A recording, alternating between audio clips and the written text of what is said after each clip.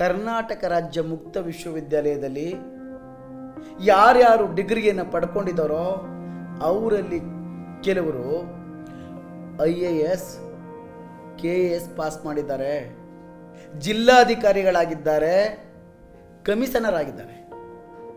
ಅಷ್ಟೇ ಅಲ್ಲ, ದೊಡ್ಡ ದೊಡ್ಡ ಹುದ್ದೆಗಳಲ್ಲಿ ಇವತ್ತು ಕಾರ್ಯನಿರ್ವಹಿಸ್ತಾ ಇದ್ದಾರೆ. ನಾನು ನಿಮ್ಮಲ್ಲಿ ಕೇಳ್ಕೊಳ್ಳೋದು ಒಂದೇ, ಯಾರ್ಯಾರು PUCಯನ್ನು ಮಾಡಿ ಮನೇಲಿದ್ದೀರಿ ಅಥವಾ ಕಾರ್ಯದಲ್ಲಿ ಅಂದರೆ ಕೆಲಸದಲ್ಲಿ ನಿರತರಾಗಿದ್ದೀರಿ, ನೀವೆಲ್ಲರೂ ಡಿಗ್ರಿಯನ್ನು ಪಡ್ಕೊಳ್ಳೋಕ್ಕೆ ಮನಸ್ಸು ಮಾಡಿ. ಕರ್ನಾಟಕ ರಾಜ್ಯ ಮುಕ್ತ ವಿಶ್ವವಿದ್ಯಾಲಯದಲ್ಲಿ 69 ಕೋರ್ಸ್ಗಳಿವೆ.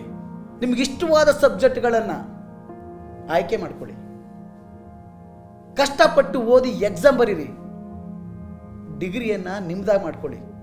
ನೀವು ಸಹ ಸ್ಪರ್ಧಾತ್ಮಕ ಪರೀಕ್ಷೆಗಳಲ್ಲಿ ಭಾಗವಹಿಸ್ಬೋದು, ನಿಮಗೆ ಬೇಕಾದ ಹುದ್ದೆಗಳನ್ನು ಪಡ್ಕೊಳ್ಬೋದು.